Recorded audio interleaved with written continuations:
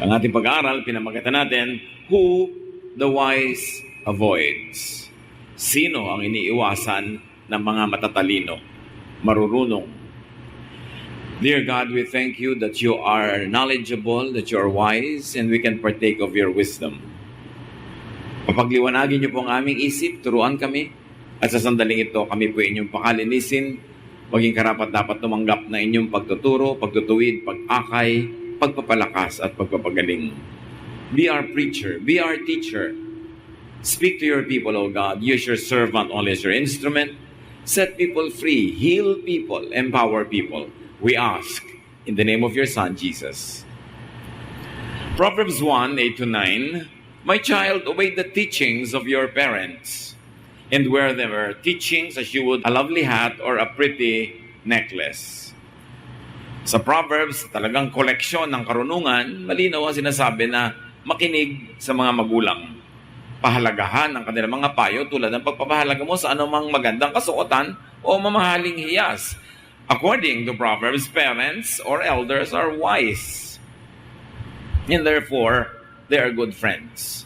Well, at least 99% of the time, bihira naman yung parents who are not wise or wiser than their children, or who would really intentionally harm their children. Although, paminsan-minsan nagkakaroon ng ganong aberration or abnormality, but it is an abnormality. Generally, parents could be trusted and should be heard and listened to. Proverbs teaches us, value and live by the teachings of people who are experienced. Pag sinabing parents, it goes na mas matanda kaysa doon sa kausap, ibig sabihin lang experience. Lalo nung araw na ang karunungan associated with experience. Kailangan ma-experience mo para matutunan kasi wala pa naman na sobrang maraming available knowledge from the bookshelf or from institutions or from the internet like today. So experience is still very, very precious even now because people can actually only be more informed, but it doesn't mean that they become wiser. It takes a lot of time, it takes experience, trial and error to really be wise. So value and live by the teachings of people who are experienced. Sino sa paligid ninyo ang mga tao ang more experienced than you are in various fields of interest? Siyempre, mga area you are more experienced, but there are many other areas where other people are better experienced than you are. So, live by the teachings of people who know you. Not only know you by information, but people who really care for you.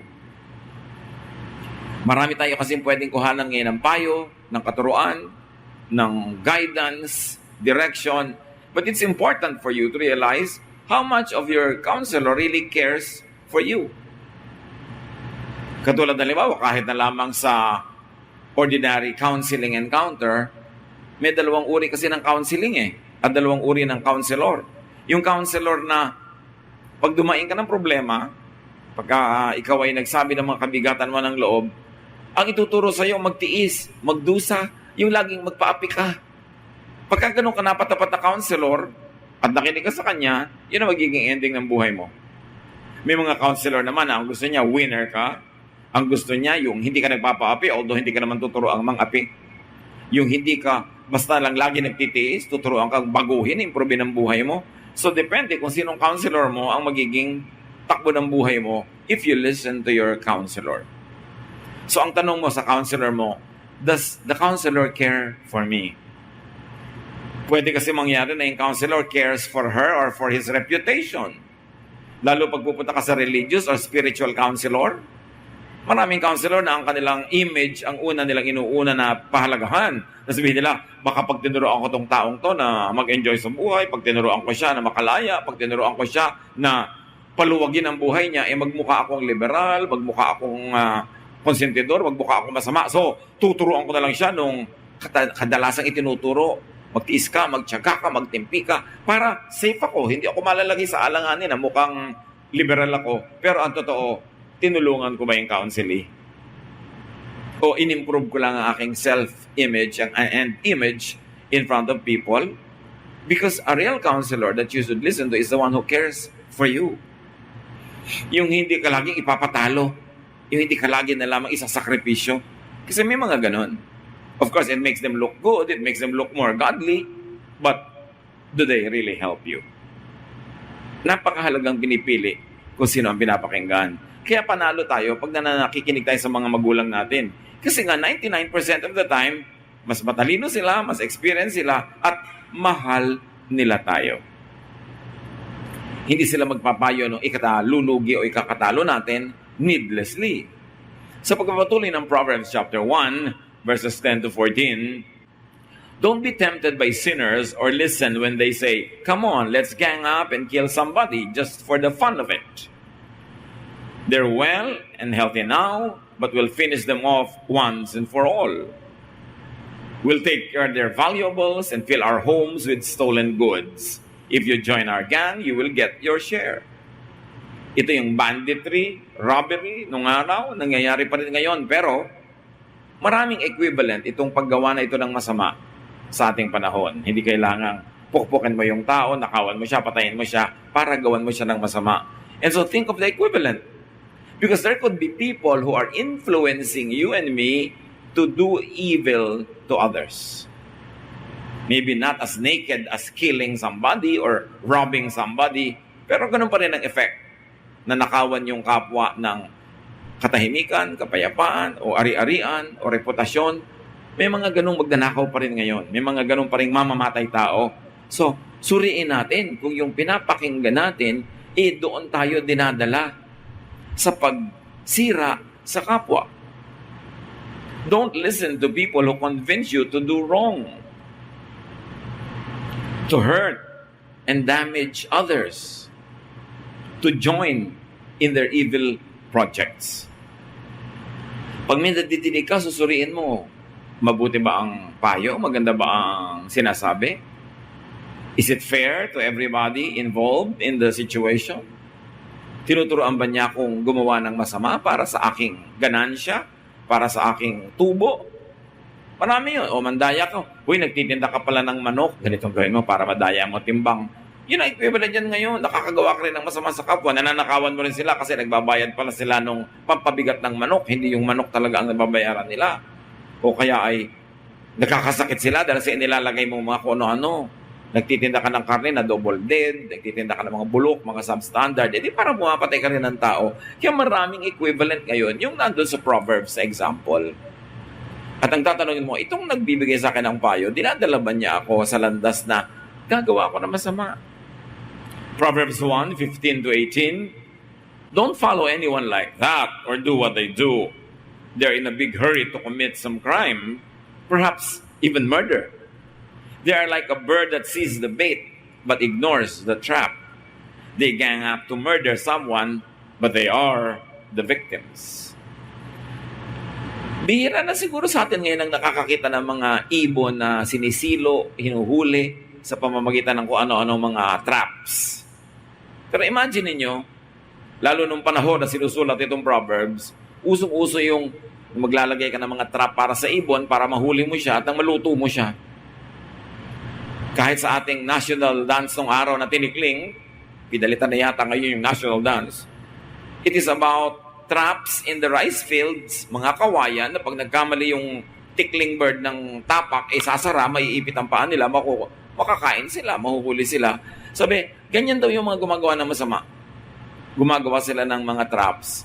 At ang mga ibon, o kaya yung mouse, na nakatingin siya dun sa inilagay mong trap, ang tinitingnan lang niya yung premyo.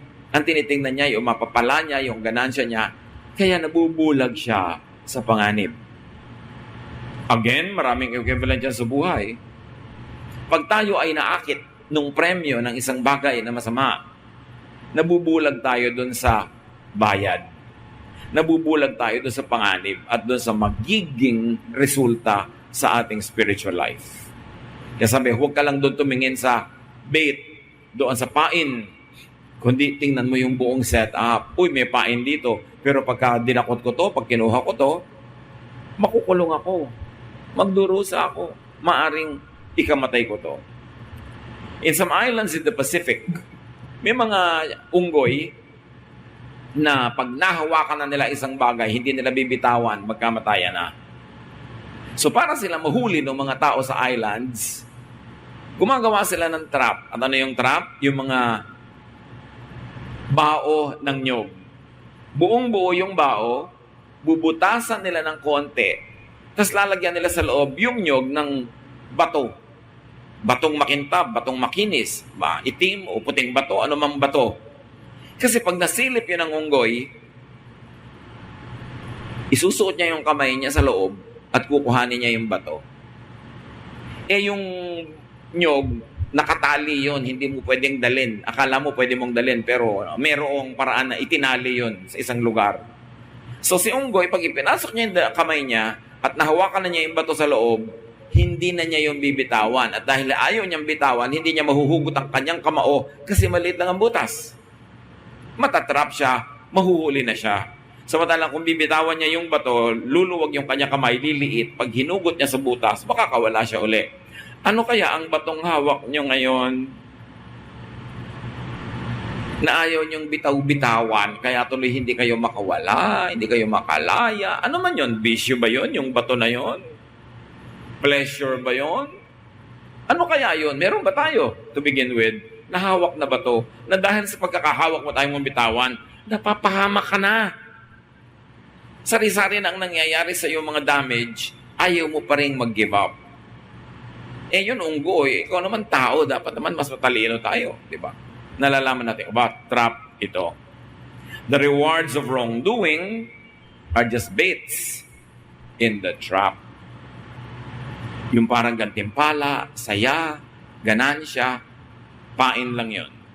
Hindi totoo na meron ka mapapala pagka yun ay kinuha mo. Kaya kailangan mapanuri. Kaya yung merong parang pain, yung wow, ang laki ng kikitain mo. Katulad dun sa mga na 1, 2, 3, sa mga scam, kasi may pain. O magbibigay ka ng ganitong cheque, 2,000, after 1 week, magiging 3,000. Wow, kumita ka ng 1,000 in 1 week. So sa susunod na linggo, may pain syempre, 1,000. Sa susunod, dadagdagan mo na yon, 5,000 na yung ilalagay mo para sa susunod na linggo. Maaaring 7,000, 8,000 na yung iuwi mo. May pain. Palaki ng palaki. Hanggang biglang, pagbalik mo doon sa office, tumakbo na sila. Wala na. Kaya ang tawag doon, fly by night. They fly during the night. Iyak-iyak ka na wala yung pera ko. Kasi nasilaw ka sa pain. So yung mga kamag-anak mo, mga kaibigan mo, hindi malaman kung maaawa sa'yo o papagalitan ka. Dahil, if it's so good to be true, it's very probably not true. Pag sobrang matamis ang pangako, sobrang ganda ng ibibigay sa'yo, magduda ka. Kasi sa totoong buhay, hindi ganun kadali ang mga bagay. Pag sa parang sobrang dali, magduda ka, pain yun. Those that are blinded by the bait, by the prospect of gain, become the victims. Kaya ngayon nga nabibiktima ng scam, hindi mo malaman kung maaawa ka o papagalitan mo dahil ano ba, linaw-linaw niyan, bakit ka nabulag? Kasi nakakabulag talaga pag ang tiningnan mo yung benefit. Proverbs 1:19, the wealth you get from crime robs you of your life.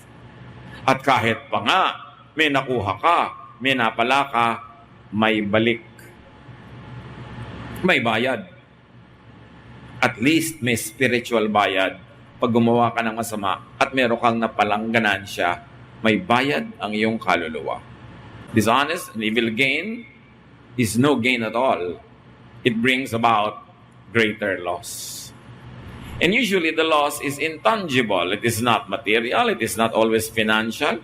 Pero sometimes loss of sleep, loss of peace of mind, loss of friends, for instance. Maraming losses. Kaya dapat marunong tayong tumimbang, hindi laging mas mabigat ang pera. May pera nga, nawalan ka naman ng kaibigan na mahalaga sa buhay mo, nawalan ka ng kamag-anak, nawalan ka ng pamilya. Gaano kabigat ang pera para itumbas sa tao? Dapat nating naikat. Tsaka po, gaano katimbang ang pera para itumbas mo sa usig ng budhi? Para sa kawalan ng kapayapaan at katiwasayan, it's too much to pay for material things. Proverbs 13:20, wise friends make you wise, but you hurt yourself by going around with fools. Kaya suriin kung sino ang ating mga madalas kasama, ang ating mga kabarkada, ang ating mga kaibigan, ang ating mga business partners. Kasi ang laki ng influence nila sa iyong buhay kung mapapabuti o mapapasama ka. And very especially, choose who you listen to. Piliin kung kanino makikinig sa negosyo, sa love life, sa practical life, kanino nakikinig. Even in religiosity. Because able preachers could speak based on verses of the Bible, what they want to say, what they believe in, and what they want to promote. Kaya may mga preachers na tuturuan kang laging maghirap, magdusa, magtiis, may version na ilalabas. May preachers din naman na tuturuan ka na kung paano ang buhay ay ima-maximize mo, tulad ng ituturo ni Solomon, paano ka mag-enjoy nang hindi ka gumagawa ng masama, may verse din silang ilalabas. Kasi very interestingly, the Bible gives people a lot of choices. The Bible really gives people so much room to maneuver in. Kaya kung very conservative ang preacher, conservative ang preaching, conservative siyempre ang effect. Pero kung very progressive, halimbawa yung preacher, progressive yung approach, progressive din ang effect. Kaya the same Bible, the same God, the same Jesus, iba-iba ang lifestyle ng mga Kristiyano, depende kung kanino sila nakikinig. Napakalaking factor yung pagpili mo, kanino ka nakikinig. Kasi syempre, from the printed word, you have to go through scholarship.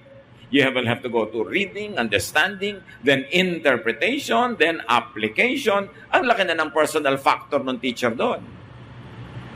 Kaya may makikita ka mga Christians na sobrang progressive, sobrang modern ang approach, merong sobrang conservative, pero the same God, the same Bible. Kasi iba-iba yung preacher nila pinapakinggan.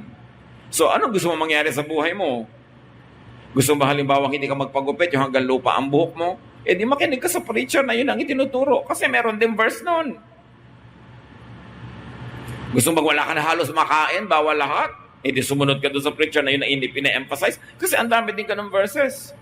Pero may verses din ang nagsasabi that, tulad ng sinasabi ni Jesus, you are free to eat anything because food does not make you spiritually dirty. So kanino ka nakikinig? Yun ang mangyayari sa buhay mo. Importanteng pinipili talaga. Beware of how much you get influenced by friends, by people you hear, and by persons who colonize your brain. Ang mga tao parang halaman. Alam niyo ang halaman, kung pwede lang niyang solohin yung langit, i-spread niya lahat ng kanyang mga branches, tatakpan niya ng leaves siya ang lahat ng space para siyang sumagap ng lahat ng araw. Kung kaya niya lang gawin yun. Kaya sa mga gubat, ang tataas ng puno, nag-uuna-una silang tumaas para pag nasa taas na, ibubuka nila ang kanilang mga sanga, makukuha na nila lahat yung araw, wala nang makukuha yun nasa ilalim. Nothing grows in the shadow of a big tree. Ganon din ang tao. Yung brain mo, hindi ka kontentong nasa loob lang ng bungo mo. Gusto mo yung brain mo i-transplant sa bungo ng iba para yung iniisip mo ang isipin nila, yung gusto mo ang gustuhin nila, at maging sunod-suduran sila sa yung iniisip o pinapaniwalaan. Ganon ang lahat ng tao. Iba-iba lang ng degree. Kaya kung ikaw ay magpapa-colonize sa lola mo, sa nanay mo, sa tatay mo, sa kaibigan mo, sa nobyo mo, kahit kanino, mako-colonize talaga yung brain mo. Kasi it is natural for people to want to expand themselves. And they would like to expand like plants at the expense of others. Kaya dapat marunong ka mag-isip para sa sarili mo. Hindi ko mo narinig mo, sunod ka na agad. Suriin mo, maganda ba, mabuti ba, tama ba yung scholarship ng pag-aaral? To the point na pwede mong i-apply talaga sa buhay mo. And how much of it will you apply? How much will you not apply? You need not obey everything you hear. You have to examine what you hear. Binigyan tayo ng Diyos ng brain para mag-isip. Pero ang daming ganong tao. Bakit yan ang kinakain mo? Eh kasi yan ang gusto ng kasama ko. Bakit ganyan ang suot mo? Kasi yan ang sabing isuot namin. O bakit ganyan ang buhay nyo? Eh kasi ganyan ang itinuturo sa amin. Wala silang sariling paninindigan kung ano lang isipin ng iba. So yung mas malakas magsalita, siya ang nasusunod. But what will happen to your life if you will allow others to live in you? Dapat si Jesus lang ang pinapayagan mo to live in you, not other people. However, you can allow them to partly live in you if after examining what they say or teach, alam mong beneficial to you, good to all concerned, and does not offend God. Dapat marunong ka manuri. Kaya maraming tao api-apihan. Kasi hindi sila natutong mag-isip para sa sarili, manindigan para sa sarili, lagi nilang sumasang-ayon. Kaya lagi nilang nakakain ang hindi nila gustong kainin, pinupuntahan ang hindi gustong puntahan, ginagawa ang hindi gustong gawin, kasi may ibang nakatira sa utak nila na nagiging amo nila. 1 Corinthians 15:33, don't fool yourselves. Bad friends will destroy you. And if I may add, bad theology can destroy you. Bad homiletics can destroy you. Bad teaching can destroy you. And by saying bad, it doesn't always mean evil. It could also mean less than what is best or less than what is good for you. Dapat nanunuri. Psalm 1:1, blessed is the one who does not walk in step with the wicked, or stand in the way that sinners take, or sit in the company of mockers. 3 ways daw to be blessed. 1, you do not walk in step with the wicked. Hindi ka lumalakad kasabay ng mga masasama. At hindi ka tumitindig kung saan sila nakatindig. In other words, ang paninindigan mo, pinag-iisipan mo. At hindi ka nauupo. Iba-iba, kita mo yung isa naglalakad, tapos tumindig, tapos umupo, mamaya nakahiga ka na, mamaya nakalubog ka na dyan. Pag sunod-sunod na, hindi mo sinuri. So it's very important. Blessed is the one also, if I may add, who does not listen to modern-day Pharisees. Can you imagine? Kung itinali ka sa mga uri ng pag-iisip, sa uri ng pamamaraan ng pamumuhay na libu-libong taon ang tapos, na iba na ang mundo, nakatali ka pa doon, di ka ba malulugi? Merong mga magandang sundan kasi up to now effective, pero maraming hindi na. Para namang walang nagbago sa planeta kung parang wala kang babaguhin sa style ng buhay mo. Kinokopya mo yung mga tao nakatira pa noong araw sa kuweba, mga tribu-tribu pa lang na maliliit, hindi pa cosmopolitan life. Tapos sila ang gagawin mong model, di nalugi ka. Kanya-kanya-kanyang kalugihan. Depende kung saan ka sumusunod. Proverbs 14:7, stay away from fools or you won't learn a thing. Stay away from the uninformed, the underinformed, and the ignorant, because they will lead you astray. So tinitingnan mo, qualified ba ang taong ito para pakinggan ko? Paano ba siya uri mag-isip, manuri, mag-aral? O kung ano lang lumalabas sa guni-guni niya, ituturo na lang niya bigla. Ang apektado yung sumusunod sa kanya. Proverbs 22:24-25, don't make friends with anyone who has a bad temper. You might turn out like them and get caught in a trap. One other person that we should avoid listening to. Yung nadadala siya lagi ng kanyang damdamin. Siyempre, paminsan-minsan, may damdamin ka talaga nangingibabaw. Pero paminsan-minsan. Pero may taong laging bad temper na lang nila umiiral. Huwag sumama, huwag sumunod, kasi kasama kang mapapahamak. And very importantly, avoid gossipers, whisperers, bubulong-bulong, susumbong-sumbong, parang bubuyog. Alam niyo yung bugtong, eto na si Ingkong, bubulong-bulong. Sagot, bubuyog. Pero maraming tao bubuyog. Yung lalapit sa'yo. May binubulong. Dati kanina masaya ka. Nung bumulong siya, lumungkot ka. Dati yung isang tao, tinitingnan mo lang positively or in a neutral way. Pagkabulong niya, negative ng paningin mo. Na-influence ka na pala. Alam niyo bang napakalakas maka-influence ang chismis? Kasi masarap ang chismis. Sabi sa Bible, Proverbs 26:22, there is nothing so delicious as the taste of gossip. It melts in your mouth. Delicious talaga yan. Kaya pagka biglang tinikman mo yan, gusto mo pa more and more. But it will destroy your character, it will destroy your intelligence, and even your fine judgment. Because gossipers will influence you to be negative. Nakakita na ba kayo ng gossiper na paglapit sa'yo? Kilala mo si person A? Ang bait niyan, ang buti niyan, masipag yan. No, negative lagi ang dala niyan. Kaya didilim yung paningin mo tungkol doon sa tao without even knowing the facts. Kaya dapat sabi mo, masamang espiritu, lumayo ka sa akin. Kasi talagang masama ang spirit nang nagchichismis. Binubulag ka, pinapasunod ka sa kanyang pananaw, at yung inis at galit siya, iinisin kanya at gagalitin din para makakampi kanya. Kaya kanya ini-influence. Dapat lagi mong sinusuri Ini-influence ako ng kausap ko, ano kaya ang gusto niyang puntahan namin? Ba't niya ako inaakay? Anong influence yun? So be responsible, be careful in how you influence others. So far mula kanina, ang pinag-uusapan natin is how to be careful with others who influence you. But very importantly also, we should be careful with how we influence others. 1 Peter 1:22, now that you have purified yourselves by obeying the truth, so that you have sincere love for each other, love one another deeply from the heart. Do not use your access, do not use your influence to negate people from the good. Surely, meron tayong na-influence. May taong nakakabulong tayo sa kanila, nakakausap natin, nakikinig pa nga sila sa atin. Kumisa pa nga, tinatanong pa tayo kung anong gagawin nila. Tiyakin ninyo na matapat tayo sa Diyos na yung influence natin ay hindi natin ginagamit para sa atin lang sariling kapakinabangan, para ipahamak yung tao, o para gamitin siya ng instrumento lang ng gusto nating mangyari sa buhay. Do not maliciously influence others.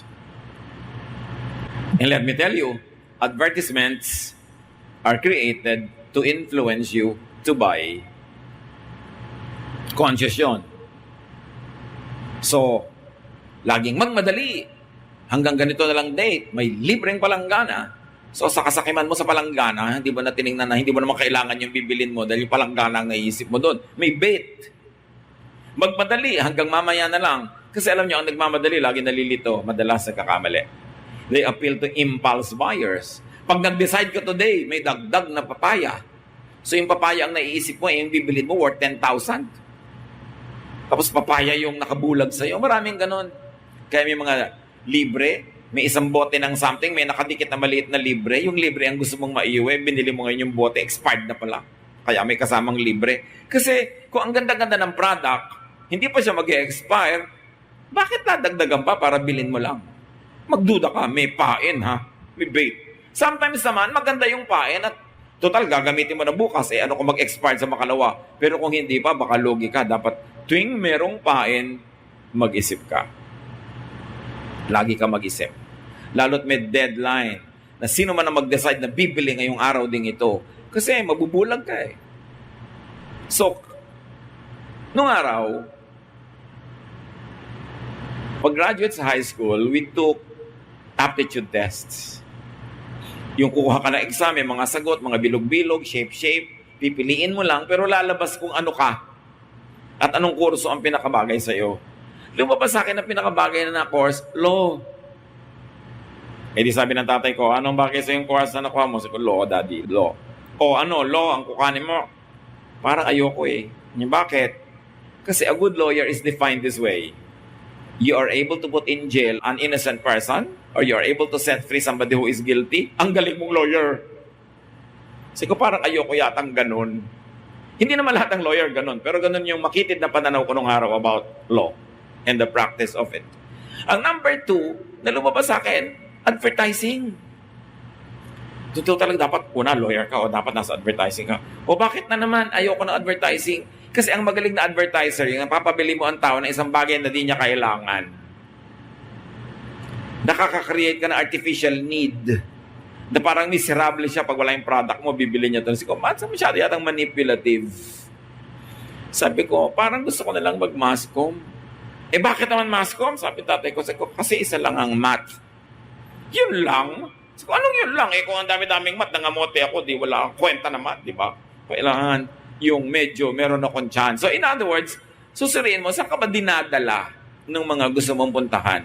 Gusto mo ba talaga yung destination na yon? Halimbawa, meron ka ngayong napupusuan dyan na kung sinong babae o lalaki. Tingnan mo yung pamilya. Anong pamilya ang papakasalan mo? Saan ka dadalhin ng taong ito? Sa pamilyang ubod ba ng gulo? Ubod ng tahimik? Ano ba? Gusto mo ba talaga yung magulo dahil mahal mo siya? Gusto mong ayusin yung buhay niya? Gusto mo talaga maging savior of the world? Anong gusto mo mangyari? Kasi dadalhin ka niyan kung saan. So dapat lagi kang conscious, saan ako dadalhin ito? Dapat sa church, yung mga tao, lalo ngayon may freedom of religion naman, nakakapili ka kung saan ka sasali. May tanong ka na whether you ask it obviously or unconsciously, ang tanong mo is, anong gagawin niya sa akin pag nag-member ako dito? Anong mangyayari sa buhay ko pag sumunod ako sa mga katuroan niyo? Anong gagawin niyo sa akin? Dapat clear yun. Tulad ng may mga I love you, I love you, I love you. Oh, you love me? Anong gagawin mo sa akin pag minahal din kita? Saan mo ako dadalhin? Clear dapat. Kung ayaw mo yung pupuntahan, huwag kang sumama sa biyahe. So it's important pinipili ang pinapakinggan at sinusuri ang nadidinig. Parents, elders are especially to be wise. Mahalaga sa parents, wise. Parents, to be wise, are to learn life lessons, to be able to become good friends of your children. Pagka mayroong gusto magpakasal, magsisimulang magpamilya, ang lagi ko kayo pinapayo, mag-aral kayong mabuti ng buhay, mag-aral kayo ng academic lessons, mag-aral kayo ng practical lessons, huwag kayong titigil mag-aral kasi magtuturo kayo ng mga anak. Ano ang ituturo ninyo? Are you going to produce slaves? Or are you going to produce free men and women?